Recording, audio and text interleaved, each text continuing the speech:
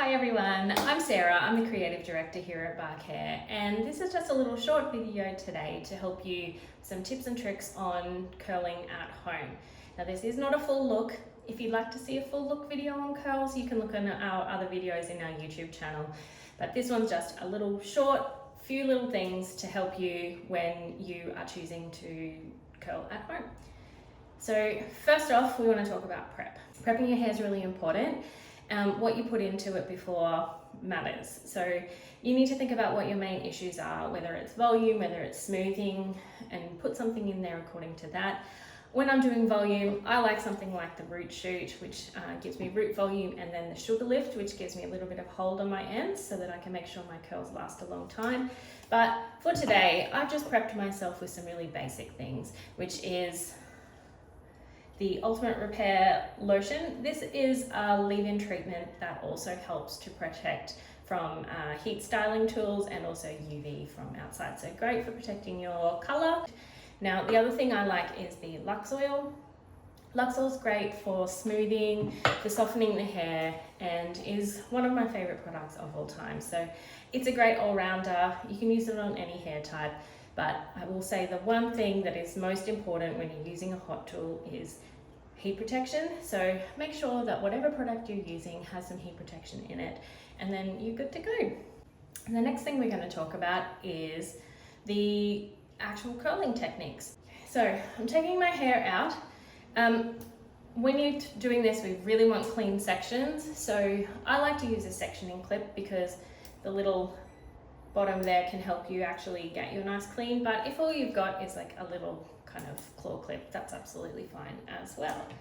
Now, normally I recommend we start at the bottom because that's going to keep all of this hair out of the way and make it a lot easier. And, you know, we tend to lean to either side if you're having trouble getting the angles right, but for the purposes of today, to make this quicker, I'm just going to show you from the sides. So nice clean section. If we don't take clean sections, our curls can be a little bit uneven, so it's best to take a really nice clean section. So this side, I'm going to show you with my straightening irons. Now you can use a curling tong and the techniques are very similar. Remembering that you don't want to clamp too hard, because if you clamp hard on this one, it's going to give you a little line through there. I'll give you a demonstration later. If we're taking this horizontally, you want to twist it through. We're pretending like we're curling ribbon through scissors. That's the most easy way to do this. The slower you go, the curlier your curl's going to be. You see we get that really nice rounded curl there. Now you can see where I have held on to that too long. See, you get that little mark there. That's where you want to move through smoothly or you're going to end up. So that's when I'm talking about clamping too hard. That's what can happen. But this is your nice, let's take that hair out of the way. That is your beautiful rounded curl. So now we've got our beautiful rounded curl. Let's do our beachy curl. So again, nice clean section. We want to take that vertically. Now this is quite a large section because I'm looking for a really nice beachy wave. So we want to hold it vertically. And this time I'm going to go a bit quicker. And see the difference? We've got this lovely long dropped curl. It's a little bit more natural, and this really bouncy curl. So let me just put this out of the way so you can really see the difference. So this is a vertical section, this is a horizontal section. This is what you want to do for those glam, lovely kind of brushed out looks. If you want to have like a really big sort of tussled messy kind of look, but look really like bombshell, this is your one. If you want to do something either a smooth sort of more natural wave, or you want to do like a kind of messy beachy look, this is the kind of curl you want to do. With a beachy, if you alternate sections, so go one away from the face and one towards the face the whole way, you're going to get a little bit more of a natural feel. And like I said earlier, if you take this and you take those sections the whole way around, all going the same direction, and then you use your wide tooth comb, you're going to get that lovely sort of glam but natural looking wave.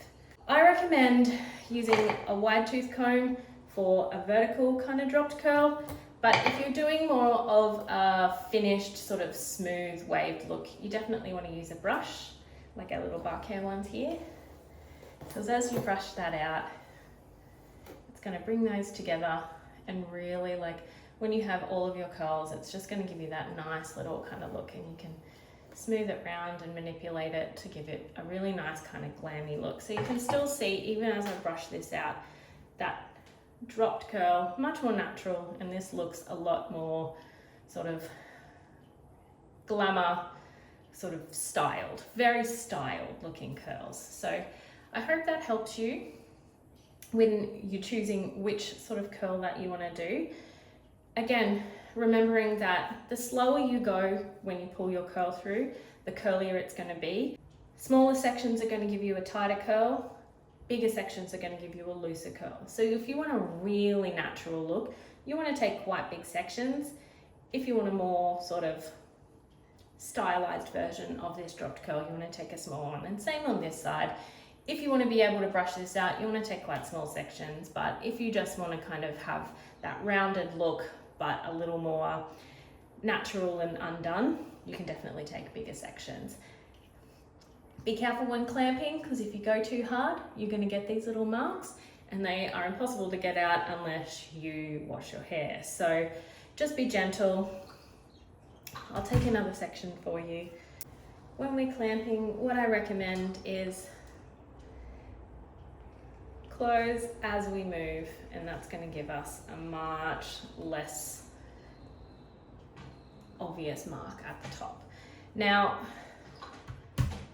I like to have mine on high heat because I find it the most effective, because I tend to prefer these sort of glam, sort of bouncy curls a lot of the time if I'm curling my hair. So I like to have it on a higher heat, but I recommend when you're first learning is to have it on a slightly lower heat, because it's going to take you longer and you want to give your hair the best chance of staying in great condition. And remember, always use a heat protector beforehand to make sure that you have beautiful hair for as long as possible. The only other thing I would say is that unless you are planning on doing a really vintage look where you want to have all of your curls in the same direction, when you're doing your front, you want to go away from the face. So take those vertical sections and go away. On the opposite side, you might want to hold your iron up this way. It doesn't matter whether you go down or up. You just want to make sure that you're going away from the face, and whatever way is easiest for you. There you go. Lovely, beautiful waves at the front of the hair there. I hope this has helped you with having some tips and tricks for curling your own hair at home. If you want to find more from us, you can find us at Bark Hair on our Instagram or our Facebook, which is BACHHAIR, and you can send us a little DM if you have any questions, or you can email us at paddington@barkhair.com.au. That's it from me today, and I look forward to seeing you again next time. See you later.